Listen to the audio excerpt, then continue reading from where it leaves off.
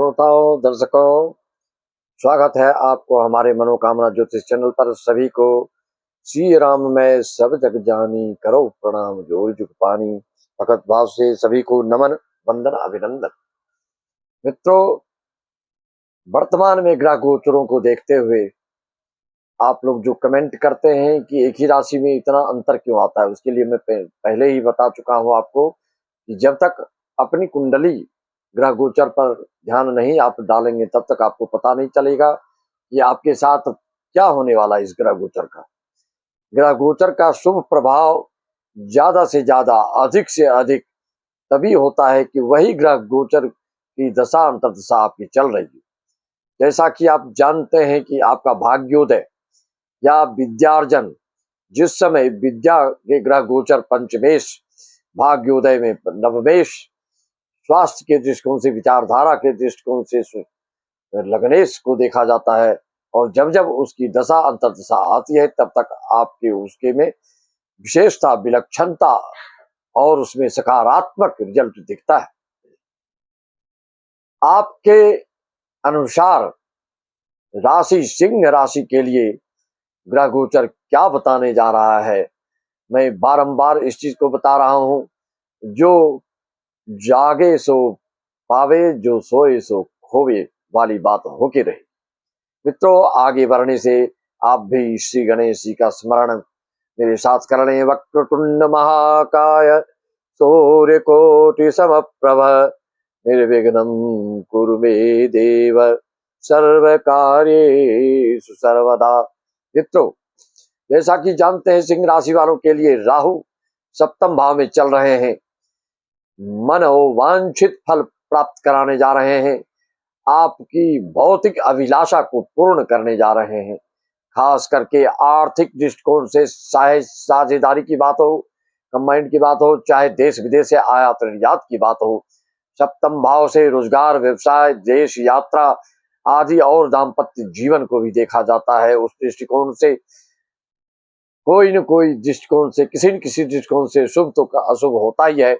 हर एक ग्रह गोचर का ऐसा फल देखने को मिलता है।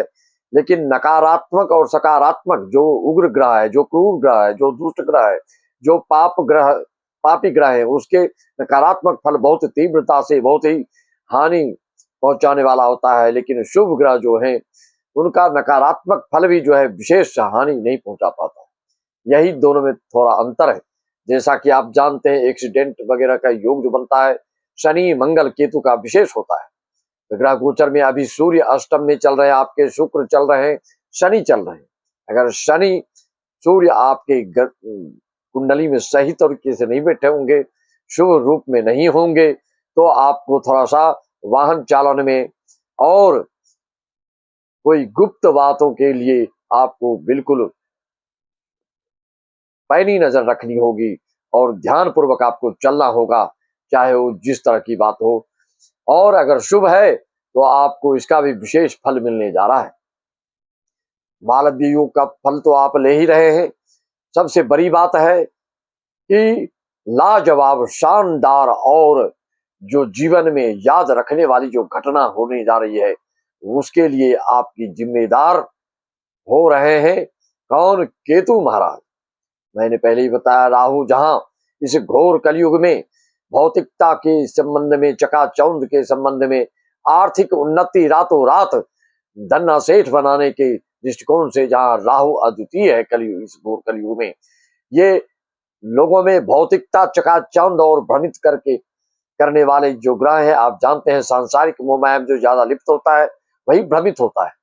वहीं पर इनका जो आधा अंग है केतु, वह आध्यात्मिकता की ओर बढ़ाने वाले होते हैं, मोक्ष प्राप्त कराने वाले होते हैं। और जिसका द्वादश में केतु होता है, इस दुनिया में रह के ही दुनिया से परे रहने वाले होते हैं, मतलब मोक्ष प्राप्त करने वाले होते हैं। शुभ स्थिति में हो, अशुभ स्थिति में हो तो उसका परिणाम अलग हो सकता है। तो केतु महाराज 29 मार्च को 4:49 में मघा नक्षत्र में प्रवेश करने जा रहे हैं। यह ऐसे वैसे जैसे तैसे वाला फल नहीं देने वाले, क्योंकि 18 साल के बाद सिंह राशि में आकर के मघा नक्षत्र में प्रवेश कर रहे हैं, जो कि आपको ये लाभान्वित कराएंगे, आपके यश कीर्ति का ध्वजा ऐसा फहराएंगे। केतु का एक अर्थ होता है ध्वजा भी, एक अलग पहचान समाज में बनाने वाले को बोलते हैं। और केतु का मतलब होता है घंटी का दान करने से केतु का शुभ परिणाम और विशेष मिलने लगता है। किसी मंदिर में ध्वजारोहण, ध्वजा लगाना बढ़िया से आपकी मनोकामना पूर्ण करने वाले होते हैं, आपके हर एक आध्यात्मिक इच्छा को पूर्ण करने वाले होते हैं। आध्यात्मिक पथ पर चल के भी लोग धन्ना सेठ बनते हैं, आप जानते हैं, कोई गलत रास्ते पर चल के भी धन्ना सेठ बनते हैं। तो जो आध्यात्मिक पथ पर चलकर एक नंबर की जो कमाई करते हैं, उनका पतन होना और उनका फिर गरीबी का मुंह देखना बहुत ही दुर्लभ हो जाता है। जो अचानक उठता है वो अचानक गिरता भी है। इसलिए आप देखते हैं कई फिल्मकारों को जो भौतिक सुख संपदा से परिपूर्ण थे, जिनका शुक्र बहुत बलिष्ठ था, तो उस समय गगनचुंबी तरक्की किए और बाद में बुढ़ापे में बिल्कुल साधारण भिखमंगा की तरह भीख मांगते देखे गए। ऐसे कई उदाहरण है, लेकिन उस पर मैं नहीं चलूंगा। अभी केतु के बारे में कर रहा हूं। केतु का हेतु अभी क्या है और ये कैसा सेतु बांधने जा रहे हैं आपके जीवन के लिए। बड़ी से बड़ी नदियों में जैसे सेतु बांध करके लोग इस पार से उस पार हो जाते हैं, उसी तरह से आप इस जीवन नैया को इस केतु के मघा नक्षत्र में आने से आपको 5 दिसंबर तक में एक से एक आपकी हर एक मनोकामना को पूर्ण करेंगे। और रचनात्मकता के दृष्टिकोण से, मौलिकात्मकता के दृष्टिकोण से, आध्यात्मिकता के दृष्टिकोण से आपको लाजवाब फल देने जा रहे हैं। मित्रों, इतना ही नहीं, जैसा कि आप जान रहे हैं राहु शुभ फल देने जा रहा है, शनि शुक्र और सूर्य के युति भी आपको शुभ फल देने जा रहे हैं। वहीं पर गुरु मार्गी होकर आय भाव में आपके उनकी सप्तम दृष्टि आपके संतान भाव पर, पूर्व जन्म के पुण्य के प्रताप के भाव पर, आपके पूर्व जन्म के जो सुकर्म है उसका फल देने जा रहे हैं गुरु। इतना ही नहीं, जहां पर केतु भी मघा नक्षत्र में 29 मार्च को आकर के आपके 5वीं दृष्टि से ये इस पुण्य प्रताप के केतु को भी पिछले जन्म के शुभ फल को प्रदाता माना गया है। तो केतु की दृष्टि पंचम दृष्टि और गुरु की सप्तम दृष्टि पंचम भाव पर आकर के आपके संतान से संबंधित, आपके शेयर मार्केट से संबंधित, आपके स्टॉक मार्केट से संबंधित जो निवेश आदि जो किया है आपने, उसका लाजवाब शानदार फल मिलने जा रहा है।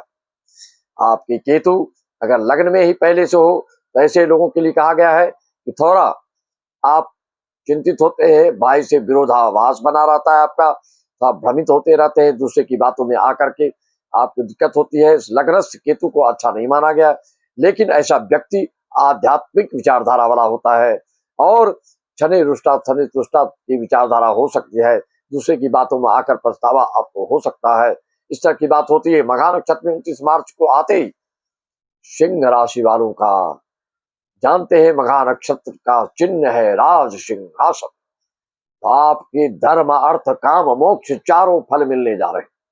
गुरु की दृष्टि पंचम भाव पर केतु की मघा नक्षत्र में और पंचम भाव पर दृष्टि से संतान से संबंधित खुशखबरी मिल सकता है, खबरी मिल सकती है आपको, और संतान की नौकरी लग सकती है, संतान कोई उद्योग धंधा कर सकता है। जिसका मघा नक्षत्र के जन्म होता है, ऐसा जातक आप देखते हैं कि बड़े बड़े उद्योग कल कर खाने वाले होते हैं। जैसे कि मैंने आपको बताया था कि अगर आपका पंचमेश राहु के नक्षत्र में या नवमेश राहु के नक्षत्र में या लग्नेश राहु के नक्षत्र में, ऐसे आदमी इस राहु के कृपा से हर दृष्टिकोण से धन्ना सेठ बनता है। पैसा कमाना किसी एक ही दृष्टिकोण नहीं है, कई व्यवसाय है इसके लिए, कई तरकीब है इसके लिए। चाहे राजनीतिक क्षेत्र से आप अकल्पनीय सफलता प्राप्त करो, चाहे बिजनेस करके आप अकल्पनीय सफलता प्राप्त करो, चाहे खेल जगत से जुड़ करके आप बिल्कुल अद्वितीय सफलता प्राप्त करो। पंचमेश अगर आपका राहु की नक्षत्र में है तो ऐसे जातक जो है अपनी रचनात्मक, अपनी निपुणता, अपनी कौशलता के बल पर दुनिया में कीर्ति पताका फहराने वाला होता है। क्या आपकी कुंडली में है, आप इसको देख सकते हैं। आपके घर में जो बहुत यश कीर्ति नाम पैदा कर रहे हैं, प्राप्त कर रहे हैं, वो उनको जरूर आपको ये सब लक्षण जो सूत्र बता रहा हूं ज्योतिष शास्त्र का, अवश्य देखने को मिलेगा वैदिक शास्त्रों का। नवमेश अगर आपके राहु के नक्षत्र में हो तो ऐसा जातक खेल जगत में अद्वितीय प्रतिभा का परिचय देने वाला होता है और पूरे विश्व में नाम कमाता है। अगर लग्नेश आपका एकादश में बैठ के या एकादश लग्नेश में बैठकर लग्न में बैठकर अगर राहु के नक्षत्र में होता है तो फिर ऐसा व्यक्ति बहुत उद्योग कल कारखाने खोलने वाले होते हैं। बिरला, टाटा, डालमिया, इस तरह के आप देखेंगे ऐसे ग्रह गोचर वाले निश्चित तौर पे अकल्पनीय, अद्वितीय, बिल्कुल सोच से परे, मतलब तरक्की की, उन्नति की पराकाष्ठा पार करने वाले होते हैं, जो कि आप सोच नहीं सकते उतनी सफलता आपको प्राप्त होती है। तो आपकी कुंडली में किस तरह के ग्रह गोचर है, उसका अगर शंका समाधान, समस्या का हल, उसका उपाय, निदान चाहते हैं तो आप संपर्क कर सकते हैं। कॉल ना करके वीडियो कॉलिंग का मात्र 1100 रुपए में सारी जानकारियां प्राप्त कर सकते हैं। आप ये 1, 2, 4 प्रश्न की बात हमारे पास नहीं है। आप जितनी जानकारियां लेना चाहते हैं ले सकते हैं, चाहे अपने बारे में, चाहे भविष्य बारे में, चाहे संतान बारे में, चाहे श्रीमती के बारे में, चाहे दाम्पत्य जीवन के बारे में, चाहे उद्योग धंधा के बारे में, चाहे केस मुकदमा के बारे में, चाहे रोग आदि व्याधि के बारे में, चाहे शुभ अंक के बारे में, चाहे शुभ रंग के बारे में, जो भी आपका प्रश्न होगा प्रत्येक प्रश्न का आपको जवाब मिलेगा। वीडियो कॉलिंग का जो है फीस 1100 रुपए, आप बिल्कुल आमने सामने होकर बात करेंगे और समय आपका 20 से 25 मिनट रहेगा। और जो बिना वीडियो कॉलिंग की बात करना चाहते हैं वह कॉल ना करें, हमारे व्हाट्सएप नंबर पर अपना date of birth, birth time और डिस्ट्रिक्ट का नाम डाल के, जिला का नाम डाल के अपॉइंटमेंट ले सकते हैं और जो भी प्रश्न आपका होगा उसको समाधान, उसका उपाय, उसका विकल्प, उसका रेमेडी आदि बता दिया जाएगा। इसी वाणी के साथ में अपनी वाणी को विराम देते हुए सभी दर्शकों को, सभी श्रोताओं को पुनः वंदन नमन। अगर आप सत्संगी हैं, कथा प्रवचन आदि के इच्छुक है तो उसके लिए मेरे चैनल का नाम है BC पाठक भागवत कथा। उस चैनल पर जाकर आप उसको देख सकते हैं और बुकिंग कर सकते हैं। सबको राम राम, जय श्याम, जय सत श्री अकाल, जय सत।